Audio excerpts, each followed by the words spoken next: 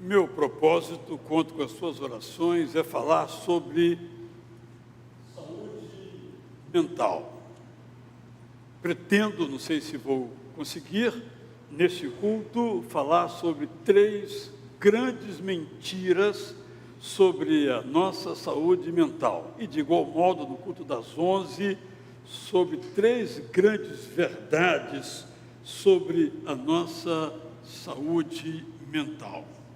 Penso que todos nós estamos vendo o que se passa em nosso redor, nossa casa, nossa igreja, na escola, no trabalho. E um autor americano chamado Chris Jami resumiu esse status em que nos encontramos com as seguintes palavras: na era da tecnologia, há acesso constante a uma quantidade imensa de informações. O cesto está transbordando. As pessoas se sentem sobrecarregadas. O olho do furacão não está em grande parte no que se passa no mundo, mas no modo confuso como pensamos, sentimos, dirigimos e reagimos diante do que está acontecendo. Frases simples, mas bem elucidativas pela síntese que ele faz. Um outro autor canadense, já há alguns anos, disse que a nossa era é de grandes realizações, sobretudo tecnológicas, mas é muito raro alguém dizer, eu sou feliz. Eu quero, então, trazer alguns elementos introdutórios a esse tema, falando inicialmente que uma das tragédias da nossa vida contemporânea é a simplificação. Quem é bom é sempre bom. Quem é ruim é sempre ruim. É uma mentira. Porque mesmo você que é uma pessoa muito boa, às vezes comete maldades. E algumas delas intencionalmente. Outras escapou. Mas é igualmente maldade. Comigo acontece isso. Tem uma simplificação, dividir o mundo assim entre bons e maus, está tudo resolvido, porque não está resolvido. Outra simplificação é a seguinte em nosso meio: quem tem Cristo no coração não sofre. Nós sabemos que isso não é verdade. Jesus mesmo sofreu, e sofreu muito. Paulo sofreu, Pedro sofreu, Judas sofreu, Barnabé sofreu. A lista não tem fim. Mas nós criamos algumas frases feitas e muitos de nós nos alimentamos delas, só que elas se voltam contra nós. Elas nos fazem mal. Eu digo aos meus amigos pastores, quando tenho o privilégio de falar com eles, o seguinte: vocês criaram em torno de si uma aura de ungidos do Senhor, para usar a expressão que não está na Bíblia, mas os pastores gostam de usar, e as vítimas são vocês mesmos. Aí depois, quando vocês estão fracos, reclamam que a igreja não apoia vocês. Mas vocês são super-homens. Estou dando esse exemplo só para ilustrar que às vezes nós dizemos coisas nas quais nós acreditamos e fazemos outras pessoas acreditarem, e somos depois as vítimas e reclamamos daquilo que nós mesmos vamos criando nesse nosso processo de simplificar as coisas. Aí procuramos na Bíblia versículos que autorizem a nossa afirmação e fazemos uma escolha aqui, outra escolha ali, é claro, deixamos de lado muitos outros versículos. Por exemplo, os Salmos. Os Salmos são maravilhosos, mas são incômodos. Um terço, e um autor diz que é a metade, eu não contei, então não vou decidir aqui, dos salmos são de reclamações, são de queixas, são de lamentações. Porque assim é a nossa vida. Nem sempre, para usar outra figura aqui, que o pastor Ceni gostaria muito, o céu é de brigadeiro. Quantas vezes lá no alto do avião, eu gosto muito de andar de avião, por mim, toda semana eu pegaria um, iria para algum lugar, nem que fosse até bem pertinho e voltaria, uma delícia viajar de avião. Mas mesmo naquela altura, estamos a tantos mil pés, e vamos chegar em tal lugar, o tempo é bom, céu claro. Daqui a pouco o comandante afirma: quem está sem cinto, coloque, porque vamos passar por uma tormenta. É a nossa vida, no céu, na terra ou no mar. No plano moral, pessoas maravilhosas tinham facetas erradas. Eu me refiro a pessoas da Bíblia, e a Bíblia não esconde tais facetas. Abraão, o pai da fé, mentia. Somos nós. Quem aqui só fala a verdade sempre?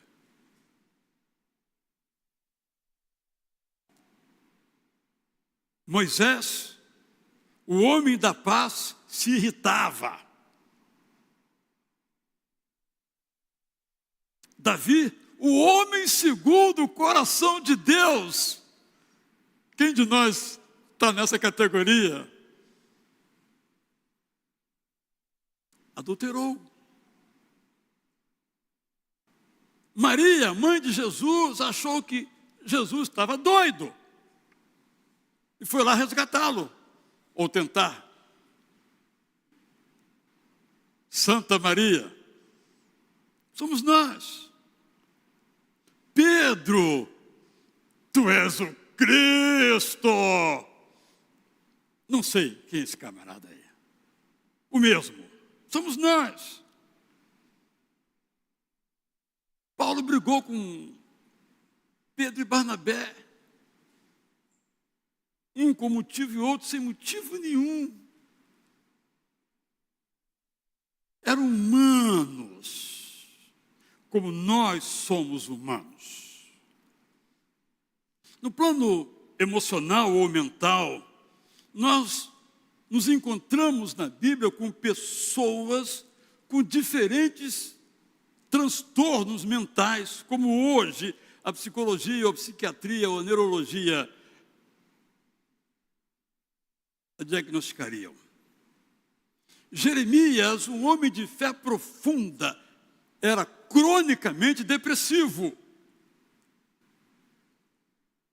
Um profeta corajoso, maravilhoso, mas tinha episódios de depressão. Elias, se eu tivesse 1 centavo da fé que Elias teve, vai chover, porque Deus disse que vai chover, e chovia. Quem aqui é capaz de dizer isso? Mas teve um episódio de depressão que ele desejou morrer. E depois ele saiu feito um maluco pelo deserto, andando milhares de quilômetros até se recompor. Eliseu, que tinha fé, capaz de fazer um machado de ferro flutuar, tinha uma autoestima tão baixa porque era careca e fez aquela besteira que ele fez. Saul hoje seria classificado como bipolar. Saul prometia as coisas para Davi, ele prometia com sinceridade, mas não conseguia. Ele expulsou as feiticeiras e foi consultar uma. Altos e baixos na vida. E Jesus? Diz a Bíblia, para nosso escândalo, né? Que ele ficou angustiado até a morte. Que angústia é uma coisa, mas angustiado até a morte, quando a morte se tornou diante dele a perspectiva única que tinha. Há na Bíblia um salmo todo ele escrito por um autor em depressão. Daqui a pouco, possivelmente, nós veremos. Por que possivelmente? Porque eu tenho um tempo, né, para começar e terminar. Eu tive bastante tempo, mas o tema me demanda uma introdução um pouco longa para que fique muito claro o que eu estou dizendo e eu possa, de fato, contribuir para que tenhamos uma visão amadurecida sobre esse tema, porque todos nós temos esse problema na nossa família. Todos nós, se não nós, alguém de nossa família tem uma dificuldade mental, um transtorno emocional. A Bíblia não é um manual de psicologia, não é um manual de psiquiatria. A Bíblia não substitui a ciência. Muito importante, embora seja óbvio, elementar até, dizermos e repetirmos isto. Porque, como já disse aqui algumas vezes, é muito comum nós lermos uma frase que virou um livro aí, até, o meu psiquiatra é Deus. Não, Deus não é psiquiatra. Deus levanta o psiquiatra, instrui o psiquiatra, capacita o psiquiatra, mas ele não é psiquiatra. Deus não é psicólogo. Há pessoas que, Jesus, o maior psicólogo do mundo. Nada disso, gente. Jesus não é psicólogo, não é administrador, está acima dessas humanas categorias.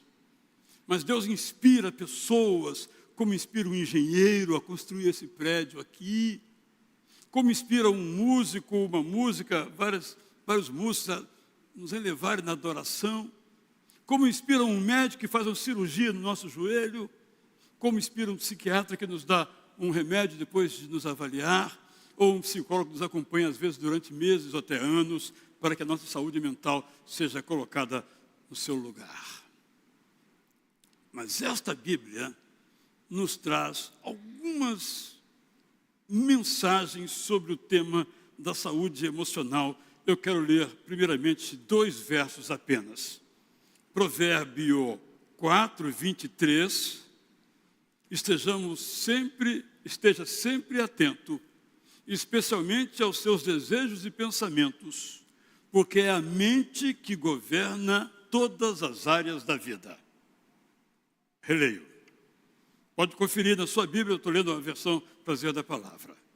Esteja sempre atento, especialmente aos seus desejos e pensamentos, porque é a mente que governa todas as áreas da vida. Agora, mesmo subindo aqui, cruzei com um garoto animado? Não. Desanimado? Não. Com sono? Definiu bem, eu já queria categorizar, né? Binariamente, desanimado ou animado, nem uma coisa nem outra. Com sono, né? Porque por alguma razão ele se deixou levar por desejos, sua mente o conduziu, seu coração o levou a ficar até mais tarde, vendo alguma coisa, fazendo alguma coisa. Quando acordou, não era ainda o descanso, o tempo suficiente para estar em pé, estava ali ainda no processo de acordar. Tem um exemplo. Hoje, o pastor Marcos Lima falando sobre o cartão de crédito. Qual é o problema do cartão de crédito? Não é o cartão de crédito, é o nosso desejo de gastar. Esse é o problema. O que o proverbialista está nos ensinando em 4:23 é que a mente governa todas as áreas da vida. O meu joelho governa o meu modo de andar ou tropeçar. Mas não altera meu modo de crer, de sentir, de desejar. Mas quando não é o meu joelho, mas é algo aqui na minha mente, entendida amplamente a palavra mente, ela conduz o resto das coisas. A mente conduz as nossas vitórias e também determina os nossos fracassos. Segundo provérbio, agora o 17, 22. O coração amargurado provoca danos irreparáveis à vida. Mas o coração alegre faz bem à saúde. Quem de nós gosta de conviver com uma pessoa que só reclama? O culto foi maravilhoso, mas o som estava meio baixo, sabe? Nossa igreja tem um ar-condicionado lindíssimo, mas hoje estava muito gelado. As duas coisas são verdadeiras, mas em qual delas vamos pôr, ou podem ser verdadeiras, melhor dizendo, mas em qual delas vamos pôr o foco? Que tem ar-condicionado, não que está mais frio. Resolva isso. Eu estou vendo aqui duas irmãs, uma já botou um casaquinho e a outra de manguinha curta. Para uma está frio, para a outra não está. Estão uma do lado da outra, uma em frente à outra, uma atrás da outra. Esse é o ponto que quero mencionar. Qual é a nossa atitude perante a vida? Então, quando os provérbios nos falam essas verdades, não são para o bem de Deus, eu sempre digo isso, mas são para o nosso bem. Então, é verdade. Se eu ficar com o meu coração amargurado, pensando em quem não veio ao meu aniversário, eu tenho que lembrar em quem veio ao meu aniversário. Quem não veio, perdeu. Quem veio, se alegrou. Eu vou colocar o foco em quem veio, em quem não veio ao meu aniversário. Não é? Ontem eu fui a um aniversário, na casa de um irmão que está até aqui agora nesse momento. E talvez ele tenha convidado algumas pessoas que não foram, estou supondo. Mas ele nem disse isso. Não interessa quem não foi. Interessa quem foi.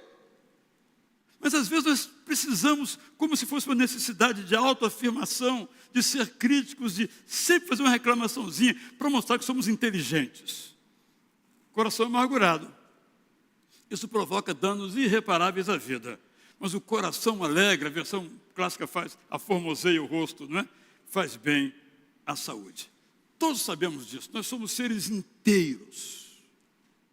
Nós não somos seres biológicos, mas seres inteiros. Nós não somos seres espirituais, mas seres inteiros. Nós não somos seres emocionais, mas seres inteiros. Nós não podemos simplificar a vida, porque a vida é complexa. A minha vida é complexa. A sua vida é complexa. Nós lembramos de coisas que não deveríamos lembrar. E nós esquecemos coisas que não podíamos esquecer. É a nossa vida, assim nós somos. A famosa frase que a gente fala, mas não acredita. Nós não somos perfeitos. Porque a gente diz isso, mas para dizer o outro, não a mim. Nós não somos perfeitos. Está aí o exemplo. E eu estou fora. Nós, no fundo é vós, né? Vocês não são perfeitos. Não, nós não somos perfeitos. E isso inclui quem fala. Eu sei que é óbvio, mas a gente se esquece. Porque a gente sempre erra nas coisas óbvias. O Evangelho é saúde. Quando eu uso a palavra saúde aqui, na verdade eu devia dizer que o Evangelho é paz. E quando eu uso a palavra paz aqui, eu devia usar a expressão em hebraico, shalom. Nós usamos mais a expressão grega eirene. Eirene é ausência de guerra. Mas shalom, no Antigo Testamento, é plenitude de vida. Tudo está bem, é bem-estar material, emocional, profissional. Quando se fala shalom, é isso. Mas nós sempre simplificamos e shalom fica sendo paz enquanto falta de guerra. Shalom é felicidade.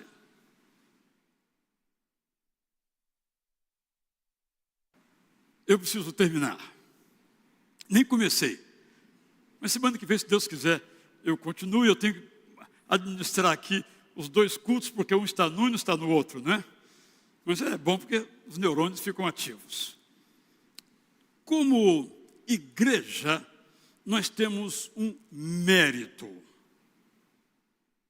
Nossa Igreja Batista Curuçá tem um mérito.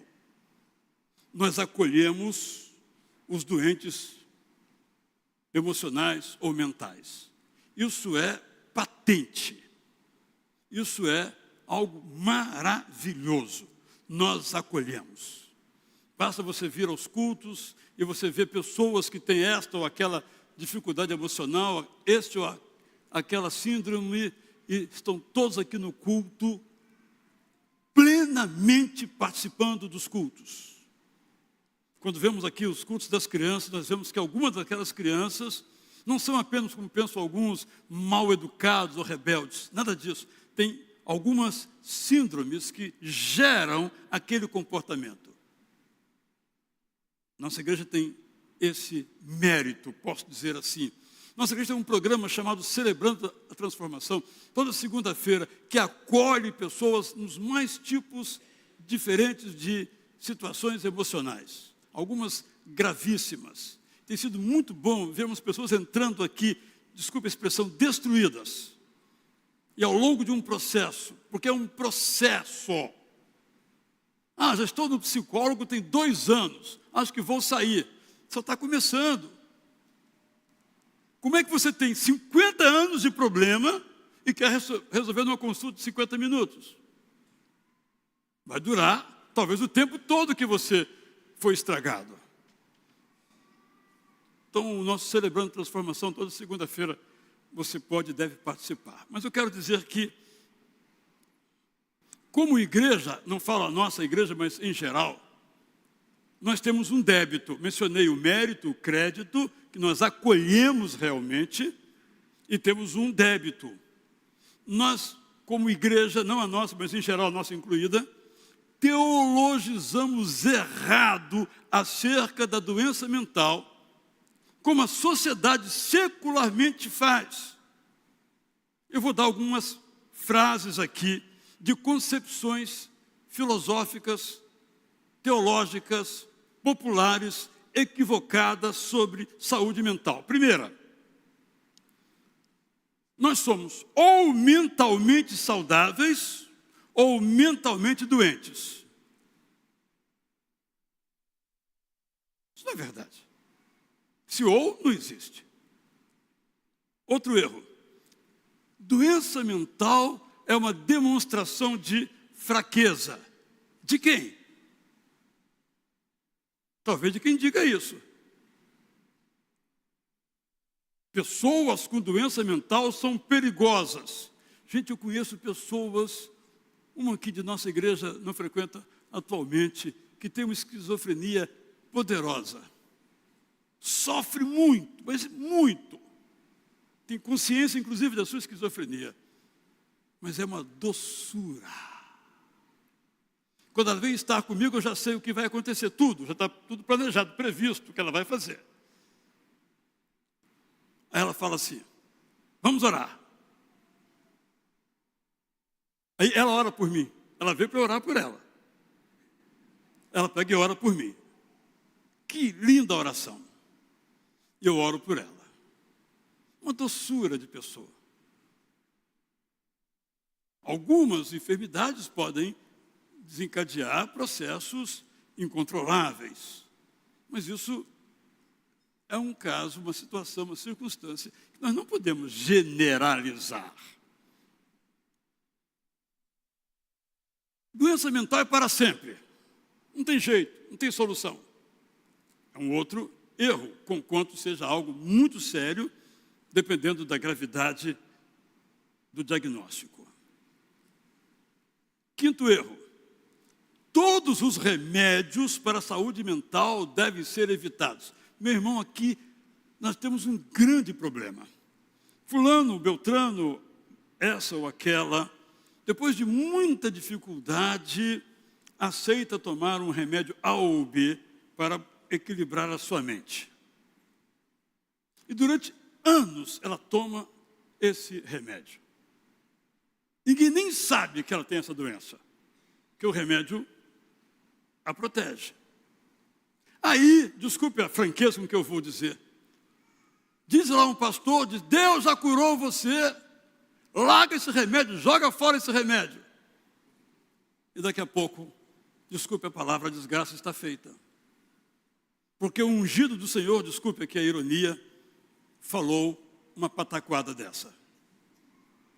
Isso todos os dias, infelizmente, irmãos e irmãs, acontece. Às vezes não é um pastor, nem todos os pastores são tão maus assim, né? Às vezes é seu pai, sua mãe, teu filho, seu filho, sua filha, o irmão em Cristo, um amigão. Não, fulano, olha, você está tanto tempo tomando esse remédio, você já está curado, não precisa mais disso não. Porque no fundo a concepção é que o remédio é ruim. É interessante isso, né? Fulano de tal, não é o meu caso ainda, toma remédio para pressão. Todo dia tem que tomar aquele remedinho para pressão. Por alguma razão não vem um caso aqui. Aí depois de cheios anos, não, você está curado, sua pressão está normal, está ótima. Você sabe que remédio não faz bem, não é? Sempre tem um efeito colateral. Aí a pessoa larga o remédio para pressão e sobe ou desce conforme a circunstância. Os remédios são bons. Os remédios são uma providência de Deus, são um dom de Deus. Para usar o termo presbiteriano, é um meio de graça. Eu, quando minha coluna me ataca um pouquinho aqui na região lombar, eu pego meu Dorflexzinho, meu Tandrilax e está resolvido. Vocês nem ficam sabendo. Ou quando a gripe começa, aquele resfriado, aquela coriza, eu pego meu Resfenol, depois eu vou aos laboratórios cobrar os direitos de propaganda aí. Eu pego meu Resfenol, eu fico com sono danado, ok, mas fazer o quê? E quase sempre, domingo, eu estou aqui bem. Nunca deixei de pregar por causa de uma gripe. Esses 23 anos, quase 24 ou mais que aqui estou. Por causa do remédio. Deus me abençoa tomando aquele remédio que deu certo para mim. Pode ser que não dê para você, mas para mim deu certo. É isso que estou dizendo. Os remédios são uma providência divina. E agora tem um grande problema.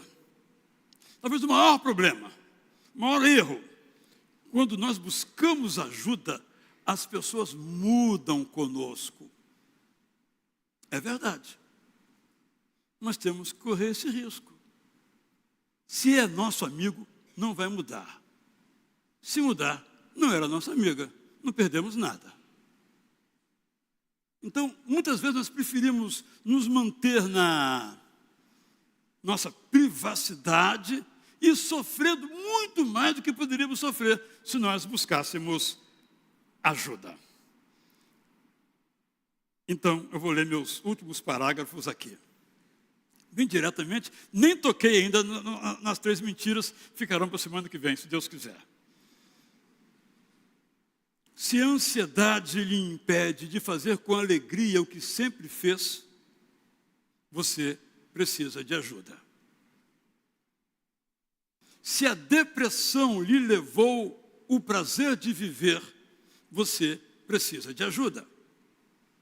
Se o noticiário político ou policial lhe perturba, ao ponto de lhe tirar a vontade de sair de casa para trabalhar, estudar, cultuar, se divertir, você precisa de ajuda. Se anda evitando se encontrar com as pessoas com quem sempre conversava, como se agora fossem desprezíveis ou inimigas, você precisa de ajuda.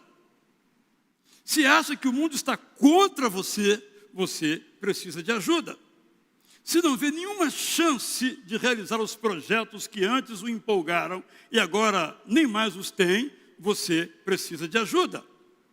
Se sente que não está bem, você precisa de ajuda. Se faz coisas que ferem as pessoas ou a você, você precisa de ajuda. Se acha que ninguém o ama, nem mesmo Deus eterno, você precisa de ajuda.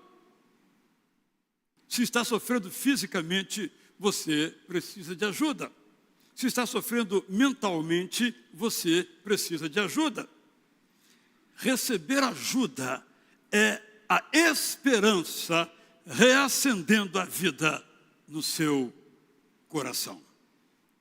Isaías 41:13 nos traz essa palavra de Deus para nós. Eu sou o Deus eterno, eu pego você pela mão e lhe digo, não tenha medo, porque vou ajudar você. Esse salmo que vamos cantar aqui agora, o Salmo 142, musicado pelo irmão Werner Geyer, nos fala exatamente isto. E termina assim, Eu clamo agora, ó, vem livrar minha alma e cantarei que me fizeste bem. Vamos ficar em pé, vamos então cantar essa música que é a letra de um dos salmos, esse de queixas, de lamentações, de problemas psicológicos, nós hoje diríamos emocionais ou mentais, porque a Bíblia nos ensina a como lidar com o assunto. A Bíblia não resolve os nossos problemas mentais, não é tarefa dela, mas ela nos ensina como enfrentá-los. Este salmo é uma demonstração disso. Juntos, então, cantemos.